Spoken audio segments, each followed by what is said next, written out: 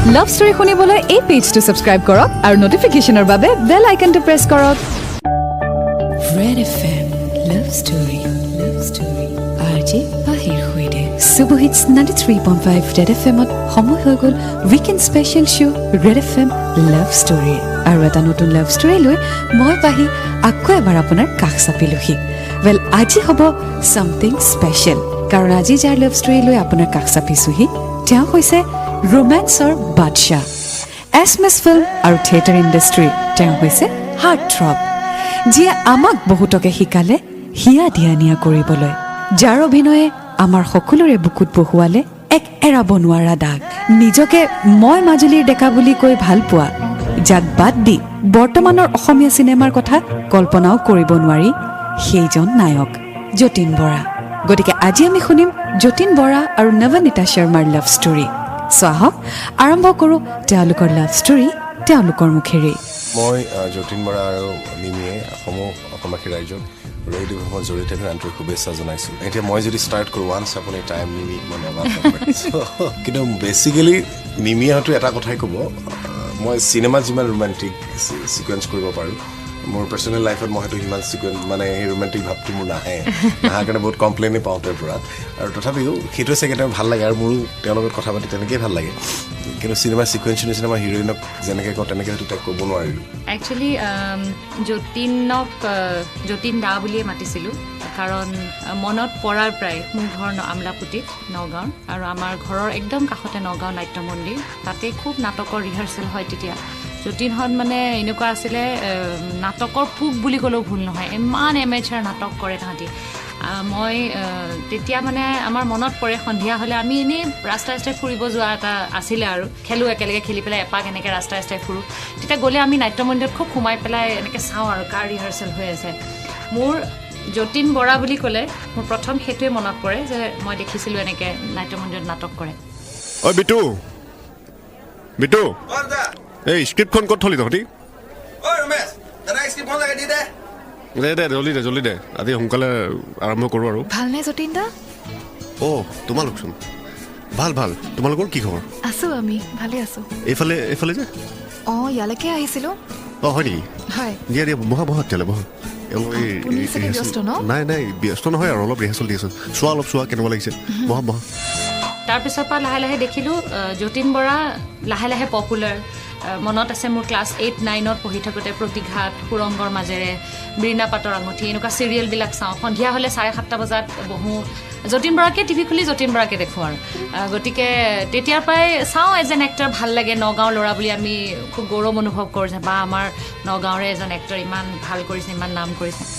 so finally আজি আমি শুনিম যতীন বৰা আৰু নৱনীতা শৰ্মাৰ লাভ ষ্টৰী যি অতি আগ্ৰহেৰে আপুনিও বাট চাই আছিলে গতিকে তেওঁলোকৰ সম্পূৰ্ণ লাভ ষ্টৰী দি আপুনি শুনিব পাব আজি ৰেড এফএম লাভ ষ্টৰী আজি বাহিৰ হৈদে সুবহিট 93.5 Red FM and welcome back to weekend special show' Red FM love story আৰু আজি লাভ ষ্টৰী খুবেই স্পেচিয়েল কাৰণ আপুনি শুনিব বিচৰা লাভ ষ্টৰী আজি আমি আপোনাক শুনাই আছোঁ সেয়া হৈছে অসমৰ জনপ্ৰিয় ফিল্ম এণ্ড থিয়েটাৰ ইণ্ডাষ্ট্ৰীৰ এক্টৰ যতীন বৰা আৰু তেওঁৰ ৱাইফ নৱনীতা শৰ্মাৰ লাভ ষ্টৰী তেওঁলোকৰ মুখেৰে আহক আগবাঢ়ো তেওঁলোকৰ লাভ ষ্টৰীলৈ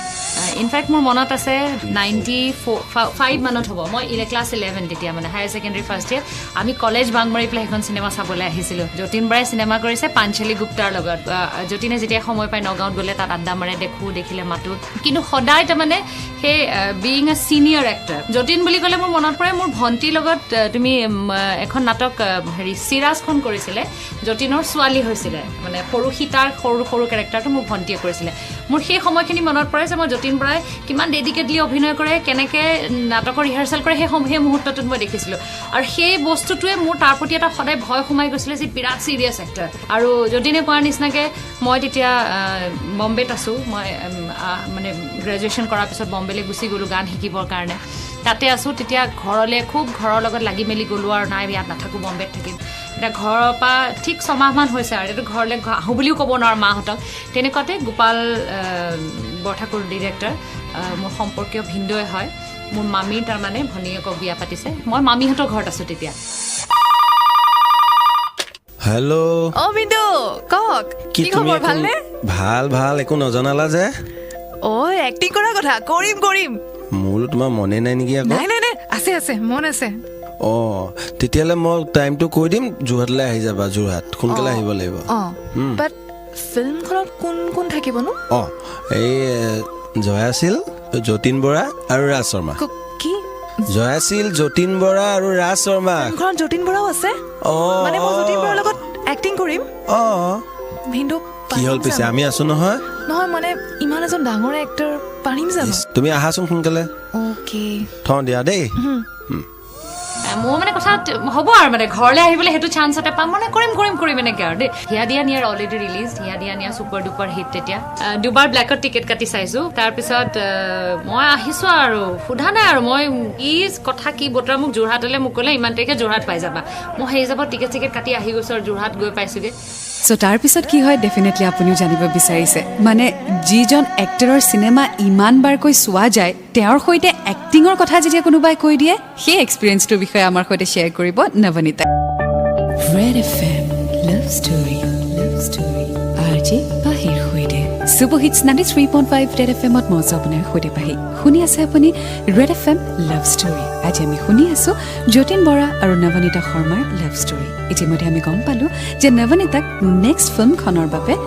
তেওঁৰ ভিনদেউকে ফোন কৰিছে আৰু তেতিয়ালৈকে নৱনীতাই গম নাপায় যে তেওঁৰ অপজিটত কাষ্ট হ'ব যতীন বৰা চ' আগলৈ কি হয় আহক শুনো গ'লো ছেটত যোৰহাট চিভিল হস্পিটেলত শ্বুটিং গৈ পেলাই দেখিছোঁ সন্মুখত যতীন বৰা বিছনাখনত শুই আছে শ্বট দি আছে আগৰ পৰাই মোৰ মানে কেনেকুৱা সেই মুহূৰ্তটোত ভয় লাগিছে মই কেনেকৈ কৰিম তাৰমানে মই এতিয়া যতীন বৰাৰ লগত এক্টিং সেইটোতো সম্ভৱেই নহয় মই কোনো পধ্যেই নোৱাৰোঁ তাৰ লগত কৰিবলৈ শ্বুটিং হ'ল ষ্টাৰ্ট ফাৰ্ষ্ট ডে শ্বুটিং মোৰ কাৰণে ফাৰ্ষ্ট ডে নহয় তেওঁৰ কাৰণে ফাৰ্ষ্ট ডে চ' এটা ছিকুৱেঞ্চ মই শুই থাকোঁ তেওঁ আহিব লাগে তেওঁ জেগাটো কৰি গালখন এনেকুৱাকৈ কঁপিছে নহয় মোক দেখি ফাৰ্ষ্ট ডে চ' আল্টিমেটলি কি হ'ল মই লাইট চাইট অফ কৰি গ'লো নাই পেকআপ কাট এই ভাইটি লাইটটো অফ কৰ অলপ কাট কৰ কি হ'ল নৱনীতা তুমি ইমান কিয় মানে নাৰ্ভাছ ফিল কৰি আছা নাই মই ভবা নাছিলোঁ আপোনাৰ সৈতে এক্টিং কৰিব লাগিব মানে মই বৰ এটা সহজ হ'ব পৰা আৰে কাম ডাউন ইমান টেনশ্যন নল'বা কিয় ইমান টেনশ্যন লৈ আছা এইটো জাষ্ট এক্টিং তো ৰিলেক্স হোৱা তুমি একদম টেনশ্যন নল'বা টেক ডিপ ব্ৰেথ হা লৈছোঁ একদম টেনশ্যন নল'বা ফিলিং কমফৰ্টেবল না অলপ ভাল পাইছানে তুমি অলপ চিয়'ৰ তো আমি যাব পাৰোঁ একদম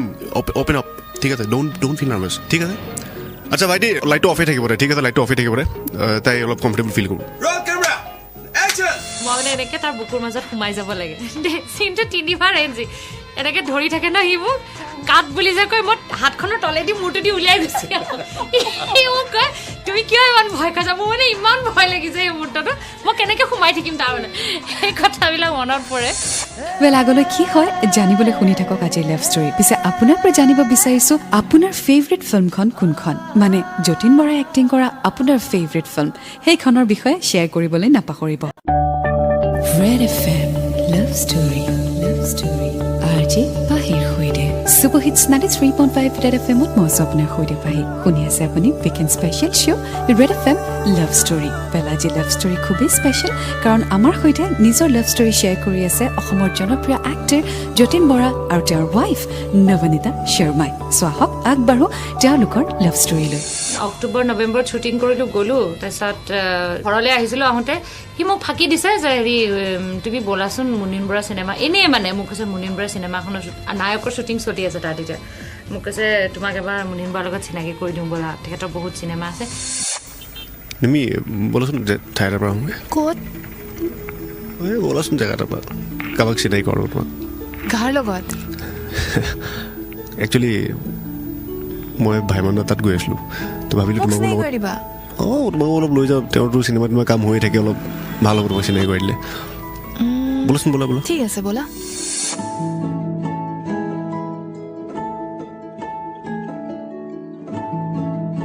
কি হ'ল মুনিন্দাৰ দেখোন দেখা দেখিয়ে নাই আহিবনে আজি আহিম বুলিতো কৈছে ৰ'বাচোন অলপ কিয় আমনি পাইছা নেকি তুমি আমনি মানে 1.5 ঘণ্টা হ'ব ৰ'ল হ'বচোন দিয়া অলপ কথা পাতোঁ হেৰি তোমাৰ নায়কৰ ফিল্মখনৰ কথা কোৱাচোন শ্বুটিং কেনেকুৱা চলি আছে শ্বুটিংটো ভালেই হৈ আছে আৰু জানাইছোন আৰু নহ'বনো কিয় হাৰ্ট থ্ৰব যিহেতু ছোৱালীটো পাগল তোমাৰ কাৰণে আচ্ছা বৰ জানা মোৰ কাৰণে কিমান ছোৱালী পাগল মই জানো গোটেইখনে জানে আকৌ মই জানো বুলি সুধিছা সেইটো চবেই জনা কথা একচুৱেলি মইহে নাজানো চাগে আৰে তোমাৰ কাৰণে তোমাৰ এক্টিঙৰ কাৰণে গোটেইখন পাগল চব ছোৱালী পাগল আৰু তুমি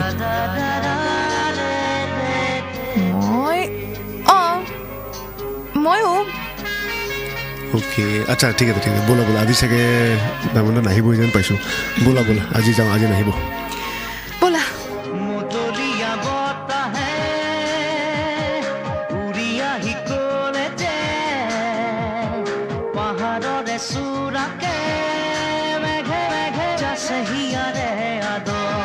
আহোঁতে মানে মই অকণমান ফিল কৰিছোঁ কথাটো যে কিবা এটা যেন ক'ব বিচাৰিছে চ' এটা কথা ডেফিনেটলি আপুনিও বুজি পাইছে ৰিয়েল লাইফত যিমানেই সহজ ৰিয়েল লাইফত নিজৰ মনৰ কথা এক্সপ্ৰেছ কৰাটো সিমানেই টান সেয়া লাগিলে এক্টৰেই কিয় নহওক চ' আগলৈ কি হয় জানিবলৈ শুনি থাকক আজিৰ love story red FM love story আজি বাহিৰ হৈদে সুবহিত 93.5 ৰেড FMত শুনি আছে আপুনি ৰেড FM লাভ ষ্টৰী আৰু আজি আমি শুনি আছো এক্টৰ যতীন বৰা আৰু নৱনীতা শৰ্মাৰ লাভ ষ্টৰী চ' ইতিমধ্যে আমি গম পালো যে নৱনীতাৰ অলপ সন্দেহ হৈছে যতীনে তেওঁৰ মনৰ কথা এক্সপ্ৰেছ কৰিব বিচাৰিছে বুলি চ' এক্সপ্ৰেছ কৰেনে আহকচোন শুনো তাৰপিছত মই মোৰ পেহী থাকে তেজপুৰত মই তেজপুৰলৈ গ'লোঁ সি মাহঁতৰ ঘৰত ফোন কৰি পেলাই পেহীহঁতৰ ঘৰ নম্বৰটো লৈছে আকৌ পেহীহঁতৰ ঘৰত ফোন কৰিছে মোৰ মানে তেতিয়া অকণ ডাউট হ'ল কিয় ফোন কৰি আছা তাৰপিছত মই যতীনৰ ফোনত মই নিজে ওলাই আহি পেলাই PCOৰ পৰা ফোন কৰিলোঁ তাৰ মোবাইলত হেল্ল' যতীন মেমি কোৱা কিবা ক'বা নাই একো নকওঁ তুমি ফোন কৰিছা কোৱা ফোন মই কৰিছোঁ কিহৰ কাৰণে কৰিব লগা হ'ল তুমি যে ইমান কৰি আছা মুধাই যে ফোন কৰি আছা কিবা ক'বা নাই তেনেকুৱা একো নাই ক'বলৈ কিবা ক'বলৈ আছে যদি কোৱা একো নাই ক'বলৈ তেনেকুৱা এনেই ফোন কৰিলোঁ আৰু মনত পৰি আছিলে তোমাৰ কিবা ক'ব লগা থাকিব পাৰে মানে মোক ভাল পোৱা নেকি আৰু মই ষ্ট্ৰেইট টাইম এটা কথাই কৈছিলোঁ যে মই তোমাক ভাল পাব নোৱাৰোঁ মোৰ তেতিয়া 32 মই বিয়া কৰিছোঁ 32 বছৰ বয়সত মই এতিয়া বিয়াক ভাল পাওঁ বুলি ক'ব নোৱাৰোঁ মই তোমাক বিয়া পাতিব খোজোঁ হেল্ল' কোৱা তুমি কি ভাল পাব বিচাৰিছা নেকি মোক নহয় মিমি এতিয়া মই তোমাক ভাল পোৱাৰ কথা ক'ব নোৱাৰোঁ মই 30 বছৰ বয়সত ভাল পোৱাটো কোৱাটো নহ'ব মই তোমাক বিয়া কৰাব বিচাৰিছোঁ আৰু এই ডায়লগটো তুমি প্ৰতিগৰাকী হিৰ'ইনকে কোৱা নেকি ন Mimi I am damn serious কোৱা এতিয়া বিয়া পাতিবা মই ঠিক আছে মই গুৱাহাটী গৈ তোমাক লগ পাম ৱেল আগলৈ কি হয় চাগে আপুনি জানিব বিচাৰিছে ৰেড FM লাভ ষ্টৰী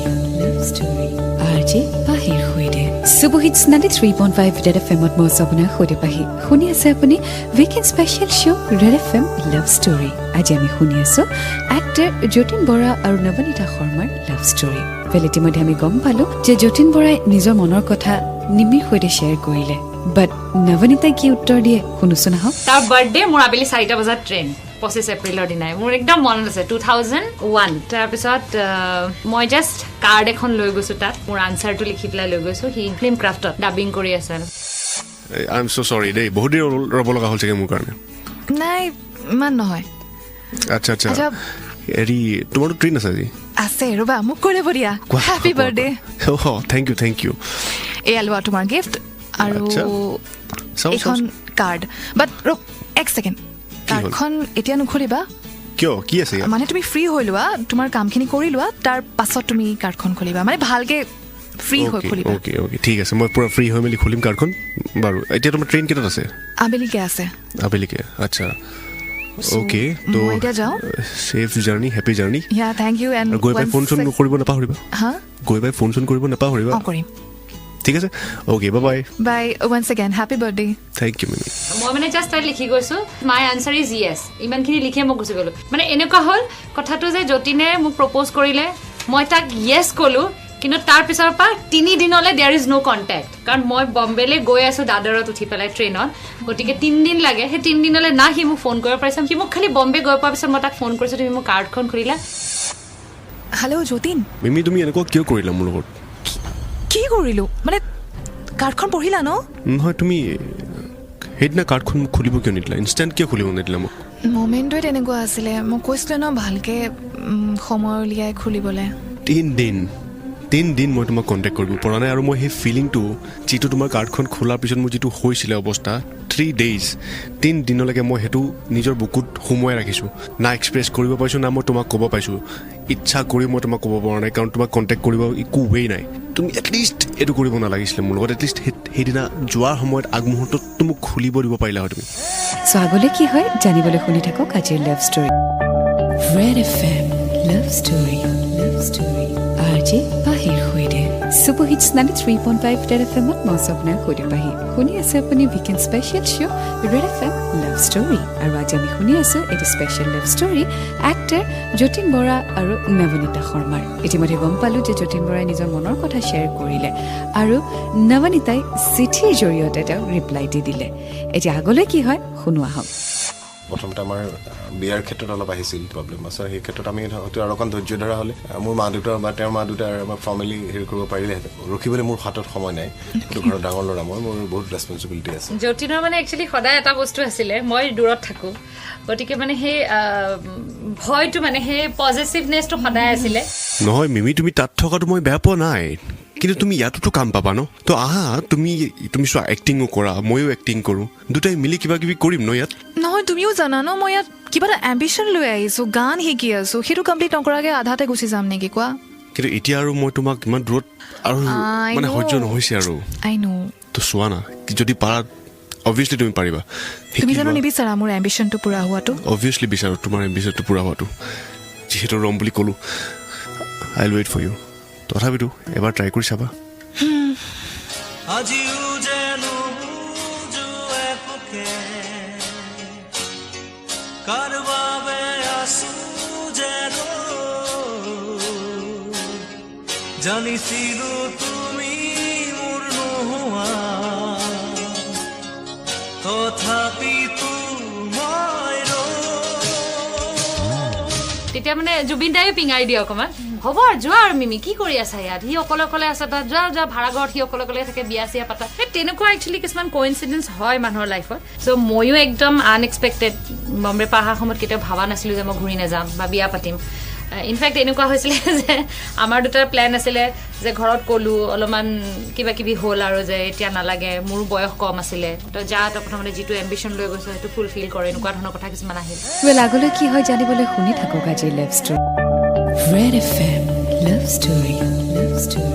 আজি পাহিৰ সৈতে ছুপাৰ হিটছ 93.5 ৰেড FMত মই আপোনাৰ সৈতে Pahi and welcome back to weekend special show' Red FM love story আজি আমি শুনি আছোঁ এক্টাৰ যতীন বৰা আৰু নৱনীতা শৰ্মাৰ লাভ ষ্টৰী ইতিমধ্যে গম পালোঁ যে বিয়াৰ কথা উলিয়াইছে আৰু নৱনীতাক ঘূৰি আহিবলৈ বাৰে বাৰে ৰিকুৱেষ্ট কৰিছে চ' আগলৈ কি হয় শুনো আহকচোন 23 অক্টোবৰ ডিচিশ্যন ল'লোঁ কোৰ্ট মেৰেজ কৰিম 25 তাৰিখে 25 অক্টোবৰৰ ৰাতিপুৱালৈকে ভাবা নাইকিয়া যে 25 অক্টোবৰৰ দিনা মই বিয়া পাতি ঘৰলৈ ঘূৰি নাযাম পটককৈ আজি একো নহয় নালাগে আৰু মায়ে সেই মুহূৰ্তত ক'লে কোৰ্ট মেৰেজ কৰিছোঁ যি কৰিছোঁ বিয়াটো হৈছে গতিকে ছোৱালীজনীক আৰু পঠাই দিব নালাগে তেনেকৈ যতীনে মই 26 অক্টোবৰৰ পৰা থাকি দিলোঁ আৰু একেলগে তেনেকুৱা হ'ল তাৰমানে চিনেমাৰ নিচিনাই আমাৰ গোটেই প্ৰেম কাহিনীটো আমাৰ চিনেমাৰ নিচিনাই হ'ল একো প্লেনিং কৰি কৰা নাছিলোঁ কিন্তু চব বস্তু খুব ঝটপট হ'ল thank god now we are happy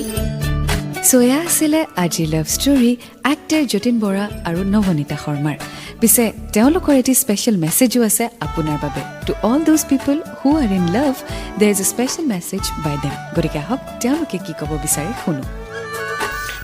message means এটা কথাই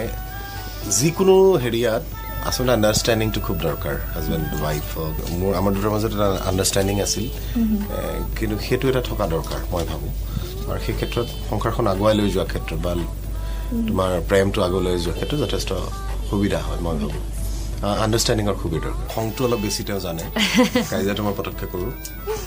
তেওঁ কেতিয়াবা নামাতে মই গম পাওঁ মই বকি বকি এটা সময় মই অধৰি মনে মনে থাকোঁ আৰু কিন্তু সেই আণ্ডাৰষ্টেণ্ডিংটো লাগে মই আকৌ কওঁ হয়তো আপোনালোকে ভাবে যতীন বৰাই মোক ডমিনেট কৰি বহাই ৰাখিলে মই কাম নকৰোঁ মই এতিয়া গান নেগাওঁ কিন্তু সেইটো কথা নহয় দেই যতীন বৰাই মোক কোনোদিন বাধা দিয়া নাই মই মোৰ সংসাৰখনত কমিট কৰিলোঁ 15 ইয়াৰ্ছ এতিয়া নৱনীতা আকৌ ঘূৰি আহিছোঁ মই যতীনৰ বাৰ্থডেৰ দিনা গানটো ৰিলিজ কৰিলোঁ পৃথিৱীখন সুন্দৰ প্ৰেম দিয়ক প্ৰেম বিলাই দিয়ক বেলেগ কথা একো নাই ধন্যবাদ